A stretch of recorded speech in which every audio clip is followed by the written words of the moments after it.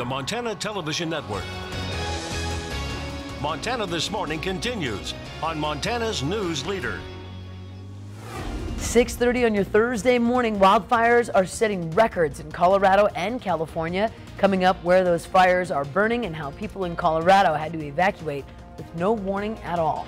And back here in the Treasure State, President Trump will be in Great Falls today. He's on the campaign trail for Republican candidates in Montana U.S. Senate race. Coming up, the politics behind a big presidential visit to Montana. Good morning to you. We're so glad that you're with us here on the 5th of July. And our top story for you now, wildfires have continued to strengthen across the West, with a couple especially large fires burning in California and Colorado. At times, the weather has made the fires unpredictable. Reporter Andrew Spencer has the latest. Strong winds whipped up the Lake Christine fire, burning in Basalt, Colorado, northwest of Aspen. The fire grew quickly Wednesday. Evacuation orders came in for people to leave immediately. No time to pack. I'm scared because I don't have a chance to take anything. Of course, we're scared, right? But we have our pets, we have our kids, and we're going.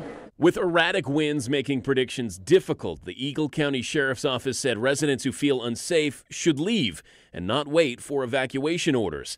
There's also a lot of uncertainty surrounding the Spring Creek fire in southern Colorado, as evacuees wait to find out when they'll be able to get back home and whether their homes will still be standing. The Spring Creek fire is now the third largest wildfire in state history. As of midnight, it was still only 5% contained, having burned more than 95,000 acres.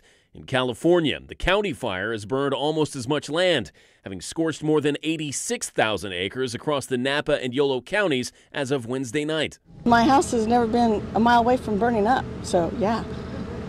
Pretty scary. Right now, dozens of wildfires are burning across the West, and more than 13,000 firefighters and support staff are doing what they can to try and contain them. I'm Andrew Spencer, reporting.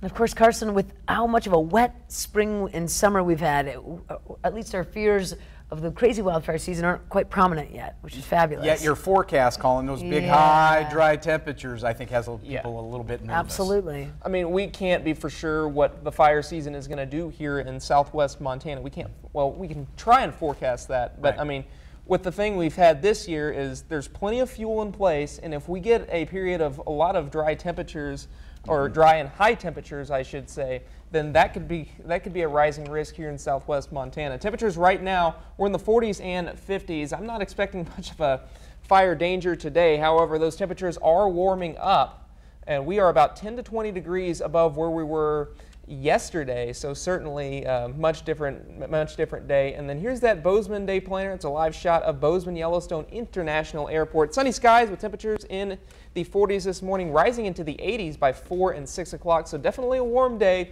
short sleeve weather for sure. Butte planner, we're at 51 degrees right now with a few clouds in the sky. Those will quickly clear out with temperatures rising into the 80s. We'll talk about how warm it's going to get and how you can prepare for this first heat wave here in Montana. That's all coming up in Storm Tracker weather.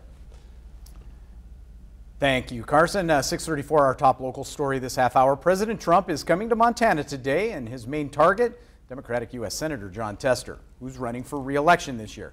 Senator Tester also in Montana this week doing some campaigning of his own, and so is his main opponent, Republican Matt Rosendale. MTN's Mike Dennison talked to both of them about the president's upcoming visit in the campaign and has our report. Senator Tester, who was in Butte and East Helena for the 4th of July, said he's happy to have President Trump visit Montana and that the president should take some extra time to check out needs for infrastructure or VA clinics or other issues facing the state. He's campaigned against a lot of people in the country, and that's just something that he does. So it's okay, but like I said, it really is an opportunity to see some of the challenges in rural America, and hopefully he'll take advantage of that. Rosendale told MTN News he's honored to have the president campaign for him in Montana, and that he hopes Trump will point out the clear contrast between himself and Senator Tester. Really, that's what this race should be about, instead of about personalities. The president recognizes just how thin the Republican majority is in the United States Senate, and that if he's going to continue to do his good work and advance this agenda of making America great again, that he needs another ally there, and that I am that ally. Rosendale also said he expects the president to talk about the importance of Senate support for his upcoming nominee to fill a vacancy on the U.S. Supreme Court. The people in Montana and across this nation realize that it will impact their lives for the next 3 decades. They want to see someone who merely interprets the Constitution as it was written, and again, not as per some new progressive agenda. Tester said the Senate will do its job and scrutinize Trump's Supreme Court nominee, just like they would any other presidential nominee. When it comes to the president's agenda, Tester said what he often says. I said I'll work with the president when I can, and I'll hold him accountable when I must, and I've done exactly that. He mentioned the 16 bills he's had a hand in writing that Trump has signed into law, and how he disagrees with the president on other items, like budget-busting tax cuts and trade tariffs. This is a guy who said he wanted to bring manufacturing back. The tariff stuff's doing just the opposite. In the long term, it could have some devastating impacts to not only manufacturing, but also agriculture in a state where we ship out 90% of our agricultural products. Looks like we'll be hearing a lot about the Trump agenda in the coming months, and who's on board or not, and what it means for Montana. And tomorrow, we'll hear it directly from President Trump himself. Reporting from East Helena, Mike Dennison, MTN News. By the way, Senator Tester will be in Billings today talking to businesses about the impacts of tariffs. Rosendale will be with the president in Great Falls. And in Great Falls, the president will be speaking at the Four Seasons Arena. And the venue can hold up to about 6,600 people. Cascade County Sheriff Bob Edwards says they are expecting close to that maximum. Edwards tells MTN Cascade County Sheriff deputies have been recalled, and there will be deputies from Lewis and Clark, Teton, and Choteau counties. Edwards has also asked people attending the rally or protest to be respectful and to listen to directions from law enforcement. Fire crews, ambulances, and the Cascade Community Emergency Response Team will also be on hand for medical emergencies.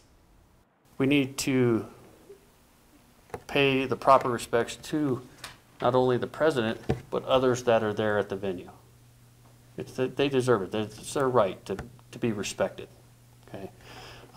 So my thing is, let's show the United States that we are a first-class state and we have first-class citizens. And that's what it is. We're Montanans. We're good to people. We welcome people. Let's show them our hospitality. Now, Great Falls Police Department says people should expect road closures throughout the afternoon of July 5th. They're also unable to release motorcade or travel route details in advance. So for complete coverage of President Trump's appearance in Great Falls, you can count on KXLF and KBZK. Our MTN News team will be live throughout this afternoon, from the president's arrival to the rally at the arena. You can also follow the events online at KXLF or KBZK.com, along with our social media channels. Our top international, I'm about to sneeze, excuse me. Our top international story this morning. In Thailand, there's a growing urgency to rescue a dozen boys and their football coach from a flooded cave. There's no doubt about this. Heavy rains in the forecast could potentially raise the flood levels in the cave, with that structure leaving for the boys trapped for months underground until the monsoon season is over. And now the search has started in the hills above the cave for air vents or openings which could lead directly to the boys. If they don't find a passageway, then authorities are planning for the boys to use special scuba gear and swim out one by one, accompanied by a Navy diver, and the treacherous and dangerous journey to that surface. David McKenzie reports from Chiang Rai. These 12 young boys are trapped in this cave up the mountain behind me. They've blocked it off so that only official rescue teams can get in.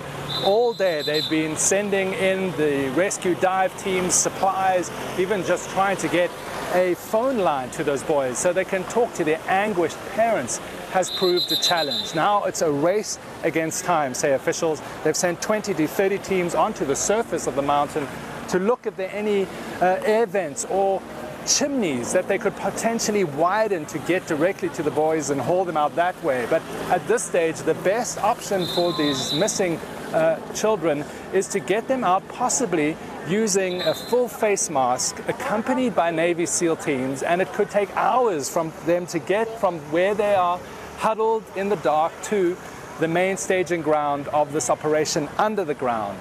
Thai officials say that the rain could come and could come in a very big way in coming days. They are pumping out more than 1 million liters an hour to try and lessen the levels of water so possibly they can wade out some of the way. That initial hope when they found these children alive has turned to a resilience and a despair that they'll need to get them soon out for this all to go smoothly and for the kids to see their families again. David McKenzie near Chiang Rai in Thailand. A lot more to follow on this story as we've been following it closely since June 23rd. Happy Thursday to you. Current time 6:40. We do have to take a break in a moment. We have a lot more Montana this morning, plus Carson's forecast. But first, let's check in with Anthony Mason to see what's coming up at 7 o'clock on CBS this morning. Good morning. Ahead on CBS this morning, New York's Liberty Island plans to reopen after a protester climbed the Statue of Liberty. How the woman who was protesting the separation of immigrant families was able to get so high. Plus, how many times a day do you get a robocall? Well, Anna Werner looks into why there are so many and what you can do to stop them. We'll see you at 7.